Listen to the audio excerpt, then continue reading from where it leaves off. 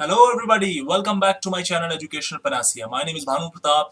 So guys, जो last video मैंने आपके साथ सीआरपीसी पे बनाई थी उसके अंदर मैंने आपके साथ समन्स क्या होते हैं वो डिस्कस किया था. कौन समन को इशू करता है, समन किस पे इशू किया जाता है, समन का फॉर्म नंबर क्या है, समन को अलग अलग तरीकों से कैसे दिया जाता है, सर्व कैसे किया जाता है, वो सारी चीजें हमने डिस्कस करी थी. तो अगर आपने मेरी वो वीडियो नहीं देखी या फिर आपने अभी तक मेरे सीआरपीसी की इंटायर प्लेलिस्ट ही नहीं देखी तो प्लीज मैंने डिस्क्रिप्शन में लिंक दे रखा है सीआरपीसी की प्लेलिस्ट का. आप वहां से जाके मेरी सीआरपीसी की प्लेलिस्ट चेक कर सकते हैं.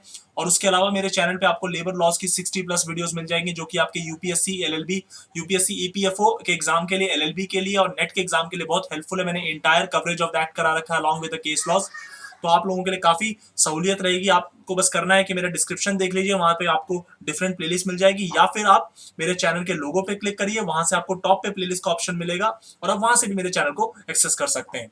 उसके अलावा मैं अभी एक नया इनिशिएटिव मैंने शुरू किया था, मैंने लाइव सेशन में आपके साथ बताया था कि इंस्टाग्राम पे मैं 2 मिनट की जजमेंट सीरीज शुरू कर रखी है जिसमें मैं अभी सीपीसी, सिविल प्रोसीजर कोड की जजमेंट, जो लैंडमार्क जजमेंट्स है उनको डिस्कस करता हूं. सिर्फ 2 मिनट के अंदर आपको लॉ और इशू दोनों सीखने को मिल जाता है.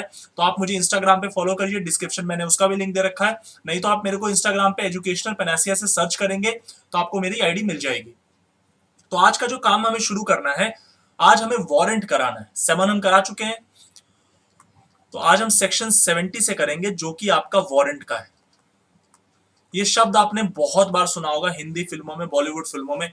आपके खिलाफ वारंट इशू ले, पुलिस वारंट लेके आती है, पुलिस सर्च वारंट लेके आती है, आपके खिलाफ वारंट इशू रखा, आपको पकड़ के ले जाना है हमें. तो ये वर्ड जो है ना वारंट, ये सीआरपीसी से निकला हुआ वर्ड है. और क्या है, कौन इशू करता है, इसके ऊपर हम डिस्कशन करेंगे. वारंट का फॉर्मेट क्या है? जैसे समन का एक फॉर्मेट था ना, तो समन का फॉर्मेट आपका था फॉर्म नंबर 1 में. फॉर्म आपको नंबर इसलिए याद रखना कुछ कुछ जरूरी है क्योंकि अगर आप कोर्ट में प्रैक्टिस करते हैं तो वहां पे आपको फॉर्म का इस्तेमाल रेगुलरली होता है, इसलिए फॉर्म नंबर जुबान पे रहेगा तो ज्यादा बेटर रहता है. वारंट का जो फॉर्मेट है, जो सेक्शन 70 के अंदर डिस्कस है, वो वारंट हालांकि कई किस्म के हैं, मगर जिसकी मैं अभी बात कर रहा हूं वो फॉर्म नंबर 2 है. समन जो इशू किया जाता था, समन इशू किया जाता था आपके एक्यूज्ड को, मगर वारंट इशू किया जाता है पुलिस ऑफिसर को कि पुलिस ऑफिसर आप जाइए और वारंट को एग्जीक्यूट करिए. मतलब जिस व्यक्ति को अरेस्ट करने जा रहे हैं, वारंट का मतलब क्या, वारंट ऑफ अरेस्ट. मैजिस्ट्रेट ने, जो भी प्रिसाइडिंग ऑफिसर है, मैजिस्ट्रेट को प्रिसाइडिंग ऑफिसर कहते हैं, जो भी प्रिसाइडिंग ऑफिसर है उसने वारंट इशू किया उस पर्टिकुलर पुलिस ऑफिसर के नाम या उस व्यक्ति के नाम जिस जो वारंट को एग्जीक्यूट करने जा रहा है, कि आपको एक पर्टिकुलर पर्सन को अरेस्ट करना है तो आप उसको अरेस्ट करके लाइए, मतलब वारंट को एग्जीक्यूट करिए. तो अब सेक्शन 70 कहता है साहब कि वारंट जो है ना आपका, वो राइटिंग में होना चाहिए. मैंने आपको बताया था समन भी राइटिंग में होना चाहिए. वारंट साइंड होना चाहिए. अब ये साइंड किसके द्वारा, तो लॉ कहता है प्रिसाइडिंग ऑफिसर के द्वारा साइन होना चाहिए. किसके द्वारा? सिमिलरली समन के अंदर भी था, प्रिसाइडिंग ऑफिसर के द्वारा साइन होना चाहिए और कोर्ट की सील होनी चाहिए, मतलब ठप्पा होना चाहिए, स्टैंप होना चाहिए. मतलब एक वारंट जब इशू किया जाता है तो स्टैंप इशू किया जाता है. अब सवाल आता है कि ये वारंट एक्टिव कब तक रहेगा, मतलब कब तक ये वारंट वैलिड है. तो वारंट हमेशा 2 सिचुएशन तक वैलिड होता है. जब तक उसको एग्जीक्यूट ना करा गया हो, मतलब जिसको अरेस्ट करना है जब तक वो ना हो गया हो, या फिर जब तक कोर्ट ने उसको कैंसल ना कर दिया हो.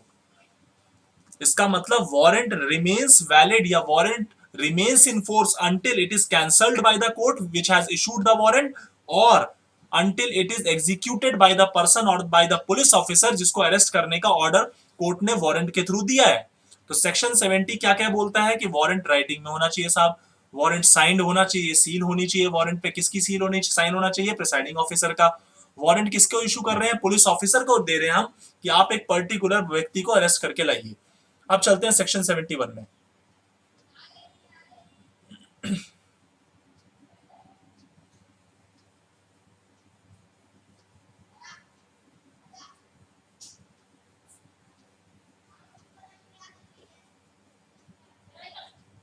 Section 71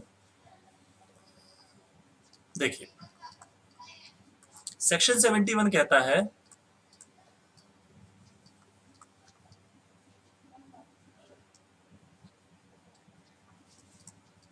power to direct security to be taken.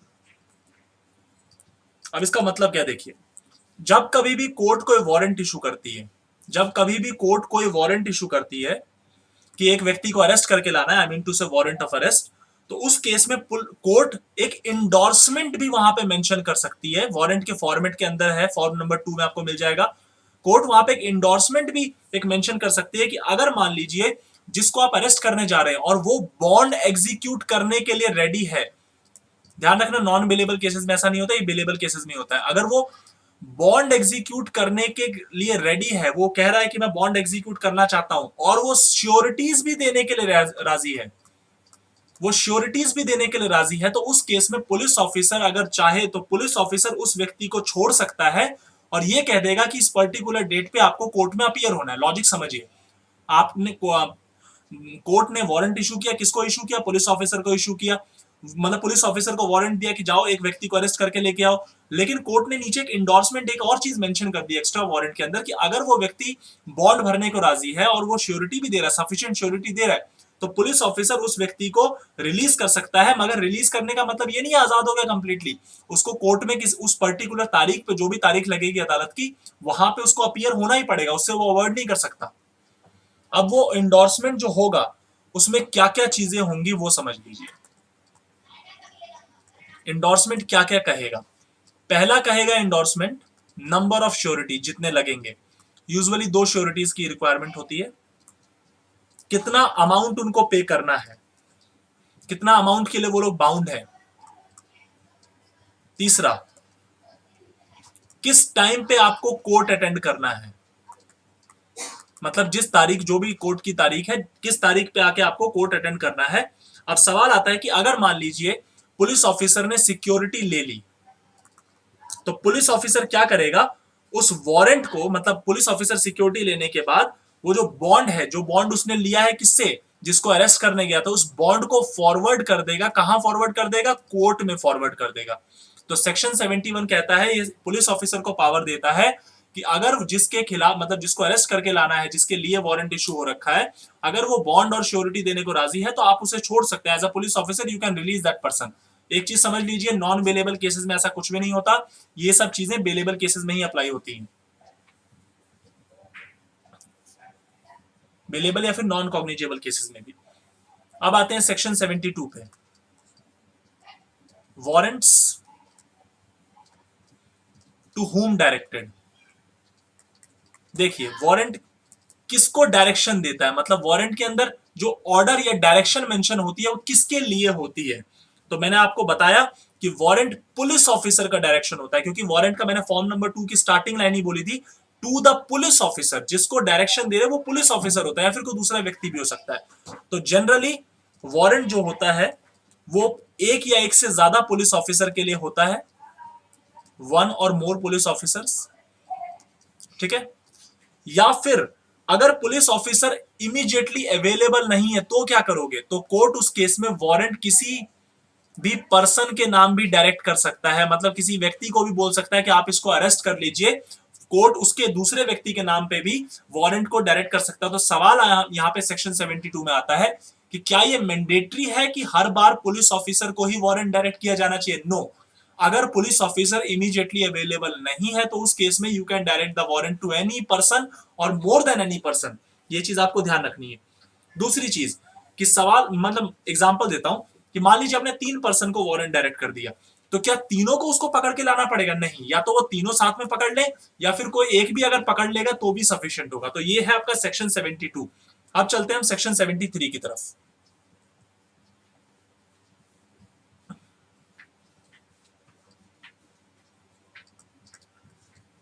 देखिए, चीफ जुडिशियल मजिस्ट्रेट और जुडिशियल मजिस्ट्रेट फर्स्ट क्लास, ये चाहे तो वारंट किसी भी पर्सन को डायरेक्ट कर सकते हैं। सेक्शन 73 यही कहता है, वारंट में be directed to any person, any person, अगर जिसको हमें अरेस्ट करना है वो एक एस्केप्ड कन्विक्ट है, मतलब एक भागा हुआ मुजरिम है, या फिर वो एक प्रोक्लेम्ड ऑफेंडर है। प्रोक्लेम्ड ऑफेंडर पे मैं एक सेपरेट वीडियो बनाऊंगा, सेक्शन 82 की वीडियो बनेगी। या फिर वो किसी नॉन बेलेबल ऑफेंस में का इल्जाम लगा हुआ है और वो अरेस्ट को इवेड करने की कोशिश कर रहा है। क्या करने की कोशिश कर रहा है? अरेस्ट से बचने के लिए कोशिश कर रहा है। तो उस केस में आपका चीफ जुडिशियल मजिस्ट्रेट या फिर मजिस्ट्रेट फर्स्ट क्लास के पास पावर है कि वो पुलिस ऑफिसर, अगर मान लीजिए पुलिस ऑफिसर अवेलेबल है तो पुलिस ऑफिसर से कर लेंगे, मगर पुलिस ऑफिसर नहीं अवेलेबल है तो वो सीजेएम या जेएम चाहें तो वो किसी भी पर्सन को डायरेक्ट कर सकते हैं। मैंने 3 केस बताए। कौन कौन से केस में? जब वारंट जिसके खिलाफ, मतलब जिस वारंट ऑफ अरेस्ट जिसको पकड़ने के लिए हम ले जा रहे हैं वो एक एस्केप कन्विक्ट है, प्रोक्लेम्ड ऑफेंडर है, नॉन बेलेबल ऑफेंस में एक्यूज है, तो उस केस के अंदर हम किसी दूसरे व्यक्ति को भी वारंट के लिए डायरेक्शन दे सकते हैं। अब सवाल आता है कि जिसको हमने डायरेक्शन दिया है वो हमें एक्नॉलेज करेगा। क्या करेगा? एक्नॉलेज करेगा। क्या एक्नॉलेज करेगा? कि उसको वारंट मिल चुका है, ये उसको रिसीट एक्नॉलेज करके देनी पड़ेगी, उसको वारंट मिल चुका है। दूसरी चीज कि जो वारंट उसको मिला है, तो अगर वो व्यक्ति, ये जो व्यक्ति एस्केप कन्विक्ट या प्रोक्लेम्ड ऑफेंडर या नॉन बेलेबल ऑफेंस कमिट करने वाला, अगर ये उसकी प्रॉपर्टी पे, लैंड पे या प्रॉपर्टी पे एंटर होता है तो ये जो व्यक्ति है जिसको वारंट डायरेक्ट किया गया, ये उसको अरेस्ट कर लेगा, ये उसको पकड़ लेगा। किसको पकड़ लेगा? जो व्यक्ति भागने की कोशिश कर रहा है, जो प्रोक्लेम्ड ऑफेंडर है, जिसके खिलाफ नॉन बेलेबल ऑफेंस का एक्यूजेशन है। तो ये कहता है आपका सेक्शन 73। अब सवाल आता है कि मान लीजिए मैंने पकड़ लिया, मैं एक नॉर्मल, एक आम नागरिक हूं, मैंने अरेस्ट कर लिया उस व्यक्ति को, ठीक है? तो मेरी जिम्मेदारी क्या बनती है कि जो भी नियरेस्ट पुलिस ऑफिसर है, जो भी नियरेस्ट पुलिस ऑफिसर है, मैं उसके पास जाके इस व्यक्ति को जाके दे दूंगा, जिसको मैंने अरेस्ट किया है ना, जिस व्यक्ति को, तो उसको जाके मैं नियरेस्ट पुलिस ऑफिसर को जाके दे दूंगा वारंट के साथ, और मैं बोलूंगा साहब ये लो आपका बंदा जिसको अरेस्ट करना था। और ये नियरेस्ट पुलिस ऑफिसर क्या करेगा? ये उसको मजिस्ट्रेट को आगे जिसका जुरिस्डिक्शन है उसको फॉरवर्ड कर देगा व्यक्ति को। क्योंकि आपको पता है अगर पुलिस ऑफिसर किसी को अरेस्ट करता है तो उसको 24 घंटे के अंदर मजिस्ट्रेट के सामने उस व्यक्ति को पेश करना पड़ता है। कौन सा सेक्शन कहता है? सेक्शन 57 ये बात कहता है कि 24 घंटे के अंदर करना पड़ता है। अभी मैं सेक्शन 75 में आपको एक और चीज कराऊंगा 57 से रिलेटेड। अब चलते हैं सेक्शन 74 पे। देखिए section 74, warrant directed to police officer.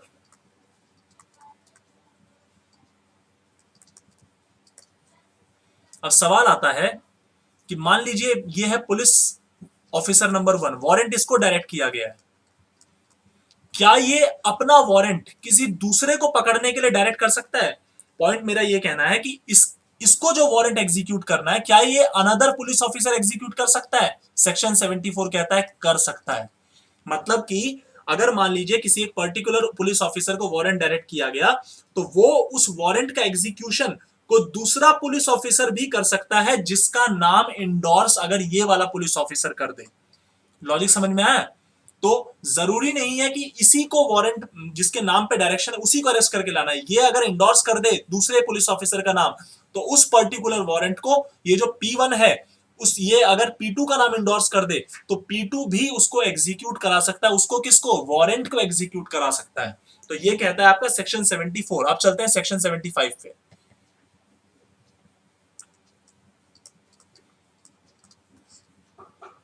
Notify substance of warrant. मैंने आपको जब अरेस्ट वाला पोर्शन कराया था, आप मेरी प्लीज एक बार सीआरपीसी में डिस्क्रिप्शन जाके मेरा प्लेलिस्ट जरूर चेक करिए, आपको सीक्वेंस में वीडियो मिल जाएगी। और अभी मैं इस सीक्वेंस को फॉलो कर रहा हूं, अगले 1-1.5 महीने मेरा पूरा सीआरपीसी खत्म हो जाएगा, जिसके बाद आपको इंटायर सीआरपीसी सेक्शन 484 तक सब कुछ फ्री कंटेंट मिलेगा। आपको सिर्फ मेरे चैनल पे वीडियोस को एक्सेस करना है प्लेलिस्ट खोल के, बस और कुछ नहीं करना, आपको सिर्फ पढ़ना है और अपने पढ़ाई को एंजॉय करना है।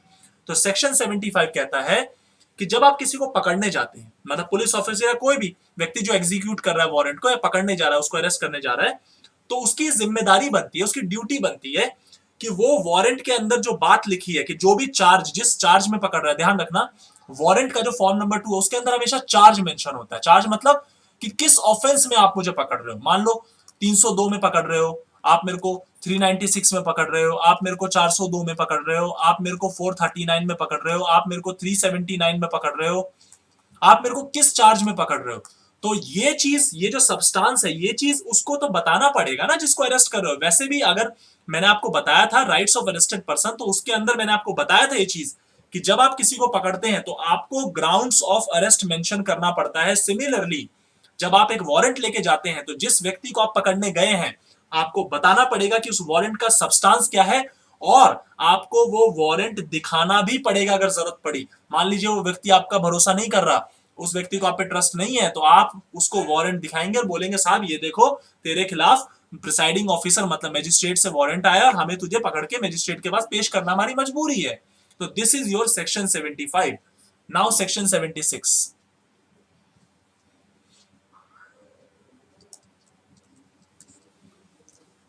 person to be brought without unnecessary delay।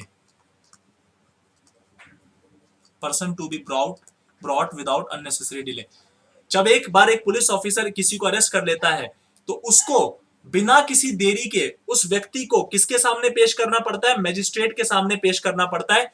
और इसमें एक प्रोवाइजो ध्यान रखना, डिले मैक्सिमम कितना, जो सेक्शन 57 में मेंशन है, मतलब within 24 hours. Within 24 hours, 24 hour वाली बात कहां मेंशन है, सेक्शन 57 में। और सेक्शन 76 में सेक्शन 57 का रेफरेंस दिया हुआ है कि अगर वो डिले 24 आवर से ज्यादा एक्सीड करता है तो वो डिले अलाउड नहीं है, क्योंकि वो डिले मैक्सिमम 24 आवर का होना चाहिए। सेक्शन 57 सेपरेट भी इस बात को कहता है और सेक्शन 76 के अंदर प्रोवाइजो की फॉर्म में ये पर्टिकुलर बात लिखी हुई है। अब चलते हैं सेक्शन 77 पे।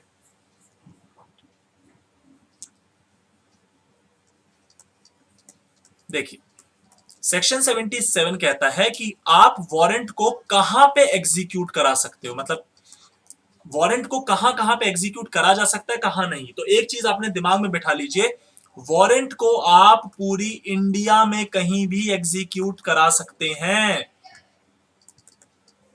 आप पूरी इंडिया में वारंट को कहीं भी एग्जीक्यूट करा सकते हैं। सेक्शन 77 आपको इसका अधिकार देता है।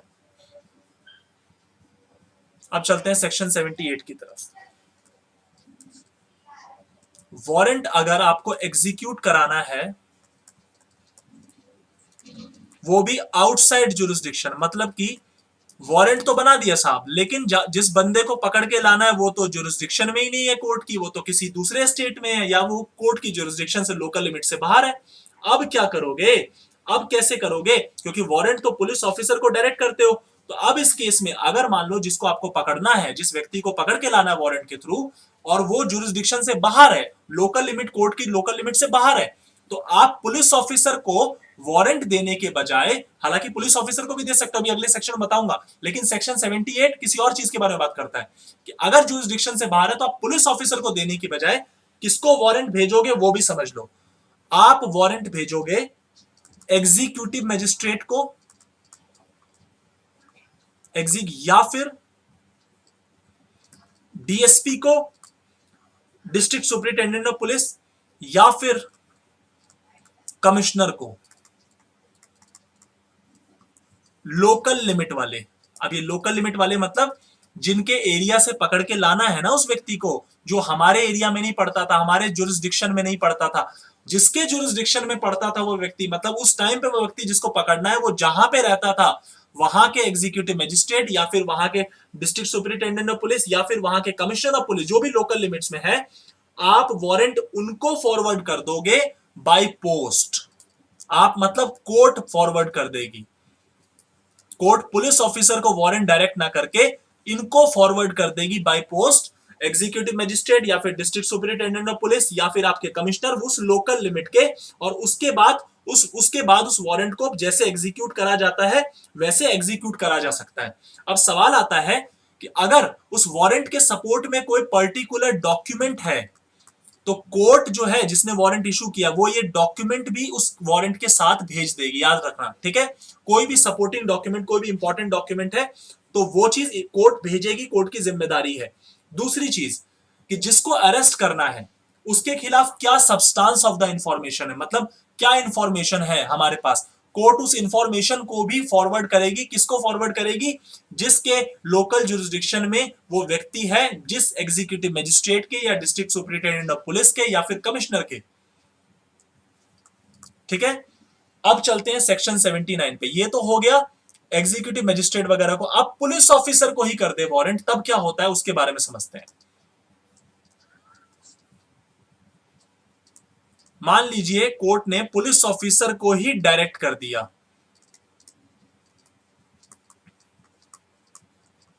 और पकड़ के पुलिस को लाना है वहां से जो जुरिस्डिक्शन में नहीं है, आउटसाइड जुरिस्डिक्शन। 78 में तो हमने बड़े आसानी से ढूंढ लिया था, लेकिन अब यहां पे पुलिस ऑफिसर को दे दिया, तो पुलिस ऑफिसर क्या करेगा वो भी समझ लीजिए। पुलिस ऑफिसर ये वारंट लेके, मैं एग्जांपल देता हूं, लेट सपोज दिल्ली में द्वारका कोर्ट ने एक वारंट इशू किया, ठीक है, और पकड़ के लाना है एक व्यक्ति को फरीदाबाद से। तो क्या किया जाएगा? और कोर्ट ने, द्वारका की कोर्ट है, उसने पुलिस को ही वारंट इशू कर दिया, डायरेक्ट पुलिस को कर दिया। पुलिस ये वारंट लेके फरीदाबाद के लोकल जुरिस्डिक्शन में जाएगा और वहां पे जो भी एग्जीक्यूटिव मजिस्ट्रेट है, वहां पे जो भी एग्जीक्यूटिव मजिस्ट्रेट है या फिर officer in charge of police station जो है, ऑफिसर इंचार्ज उस थाने का जिसके थाने में वो व्यक्ति अभी छुपा, मतलब जिस थाने की जुरिस्डिक्शन में वो व्यक्ति अभी छुपा हुआ है जिसको हम पकड़ने गए हैं, officer in charge of police station है, ये वारंट उसके पास लेके जाएगा। और उसके बाद वहां पे जब ये वारंट लेके जाएगा तो वहां पे वो इंडोर्स कर देंगे और उसके बाद ये नॉर्मल जैसे अपने एरिया में अरेस्ट करता है अपने वैसे ही अरेस्ट कर सकता है, और इवन की ये लोकल पुलिस की असिस्टेंस भी ले सकता है। जो प्रैक्टिकल पॉइंट है वो ऐसे ही होता है कि कोर्ट क्या करती है, पुलिस ऑफिसर को वारंट लेके भेज देती है जहां पे पकड़ने जाना है। पुलिस ऑफिसर वहां के लोकल थाने में जाता है, वहां बोलता है साहब ये वारंट है, मेरे को इस व्यक्ति को पकड़ना और ये व्यक्ति आपके एरिया में आजकल छुपा हुआ है। तो लोकल पुलिस, एक दो पुलिस लोकल साथ में चली जाती है और उसके बाद पकड़ के ले आती है। या फिर दूसरा, जैसे अगर मान लीजिए फीमेल है, किसी कोई ऑफेंडर है या एक्यूज्ड है जो फीमेल है, तो पुलिस वहां लोकल थाने से दो महिला पुलिस को ले जाया जाएगा। यहां से जो व्यक्ति गया है वो व्यक्ति अपना वारंट लेके जाएगा, इंडोर्स हो जाएगा वहां पे, और उसके बाद पकड़ के उसको अपने एरिया में लेके जाया जाएगा, अपने मजिस्ट्रेट के पास लेके जाया जाएगा। ठीक है, मतलब कि फरीदाबाद से पकड़ेंगे और दिल्ली में द्वारका कोर्ट में मजिस्ट्रेट के सामने पेशी करनी पड़ेगी। ये प्रैक्टिकल है और 78 भी प्रैक्टिकल है, मगर 79 वाला काफी ज्यादा फ्रीक्वेंटली इस्तेमाल किया जाता है। अब आते हैं 80 पे।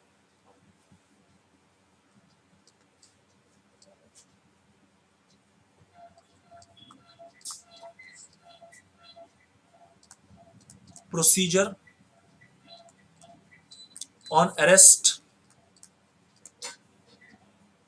against whom warrant is issued।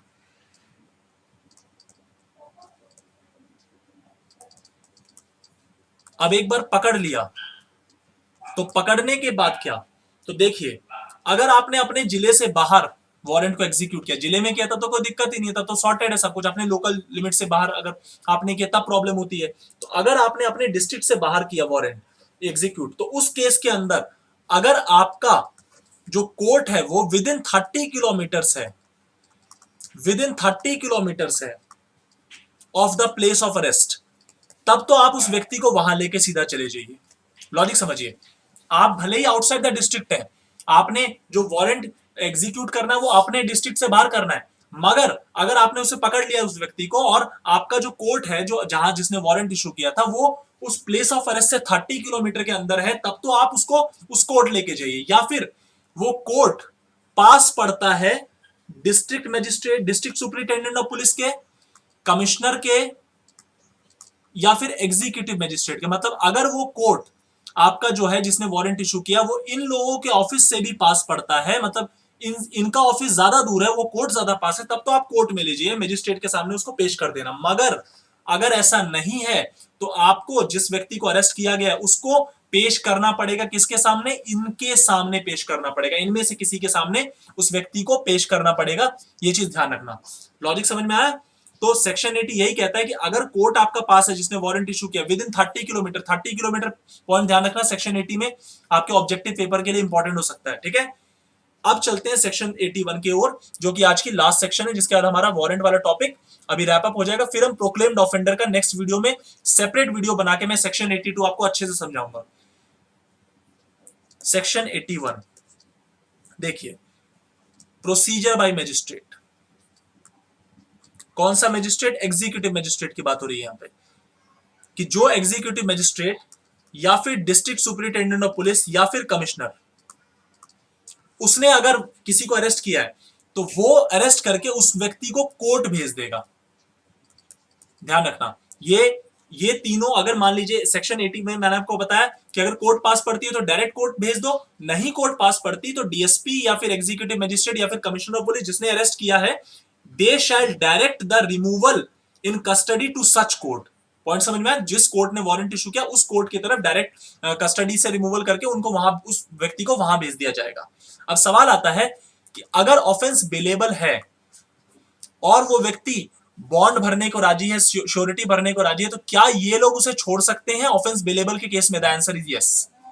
Point number 1। Point number 2, अगर ऑफेंस नॉन बेलेबल है, अगर ऑफेंस आपका नॉन बेलेबल है, तो क्या सीजेएम, चीफ जुडिशियल मजिस्ट्रेट और या फिर सेशन जज, दोनों में से, तो क्या वो अरेस्ट, क्या उस व्यक्ति को बेल पे छोड़ सकते हैं या नहीं छोड़ सकते? Yes, they can release. उनके पास पावर है, अगर वो छोड़ना चाहें तो वो छोड़ सकते हैं। तो वैसे भी आपके पास जो बेल पे छोड़ने की पावर होती है इनके पास होती है, तो ये they can release the person on bail. अगर बेलेबल ऑफेंस है तब तो कोई दिक्कत ही नहीं है, तब तो बॉन्ड भरेगा वो व्यक्ति, बॉन्ड फॉरवर्ड कर दिया जाएगा, जैसे पुलिस ऑफिसर बॉन्ड फॉरवर्ड कर देता था, मैंने आपको बताया था, कोर्ट में बॉन्ड फॉरवर्ड हो जाता था। सिमिलरली ये एग्जीक्यूटिव मजिस्ट्रेट या डिस्ट्रिक्ट सुपरिटेंडेंट ऑफ पुलिस या फिर कमिश्नर बॉन्ड को फॉरवर्ड कर देंगे, श्योरिटी ले लेंगे और आगे फॉरवर्ड हो जाएगा। बात आती है कि अगर ऑफेंस नॉन बेलेबल है तो क्या चीफ जुडिशियल मजिस्ट्रेट या फिर आपका सेशन जज जो जिस व्यक्ति को अरेस्ट किया गया है, क्या उसको रिलीज कर सकता है? The answer is yes. उसको रिलीज करने को कंसीडरेशन में ला सकता है, कर भी सकता है, नहीं भी कर सकता, वो डिपेंड करता है फैक्ट्स और सर्कमस्टांसेस में। तो ये आपके सेक्शन 81 तक मैंने आज कंटेंट कराया। आई होप आपको मेरा कंटेंट पसंद आया होगा। तो प्लीज मेरे चैनल को सब्सक्राइब जरूर करें और मेरे चैनल की इंफॉर्मेशन गाइस प्लीज थोड़ी शेयर करें। नेक्स्ट वीडियो मैं आपके साथ प्रोक्लेम्ड ऑफेंडर पे बनाने वाला हूं, जो कि बहुत इंपॉर्टेंट वीडियो है। तो thank you so much guys for giving your precious time to me. Thank you very much.